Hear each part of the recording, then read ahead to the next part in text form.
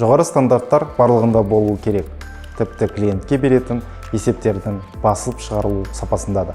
PKF меншікті бағалау компаниясы бұл нарықтағы 18 жылдық табысты жұмыстың нәтижесі.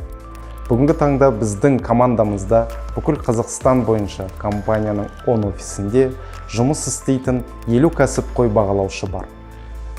Біз республиканың ірі банктермен және халықаралық қаржы институттарымен Қазақстан даму банкі, Еуразиялық даму банкі, Еуропалық қайта құру және даму банкі, Халық банк, Сбер, Альфа банк, Жусан банк және тағы да басқа банктермен жұмыс істейміз. Электр энергетикасының ірі компаниялары, өндірістік, тамақ өнеркәсібі және тау-кен өндірісі саласындағы компаниялар біздің клиенттеріміз болып табылады.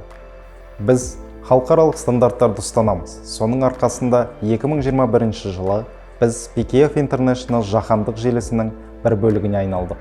Біздің негізгі профиль активтер мен бизнесті кепілге қою немесе сату үшін бағалау. Сондай-ақ компаниялардың кепіл қабілеттілігін бағалау.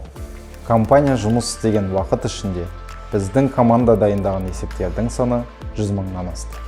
Әрбір жоба бұл қызметкерлердің еңбегі. Нәтижесінде ол қағаз жүзінде есепке айналады.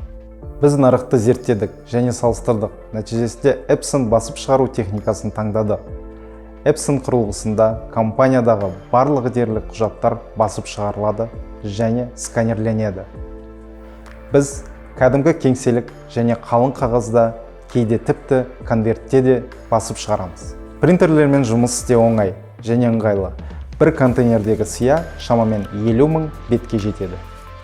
Тіпті бөлмеде демалу жеңілдеді.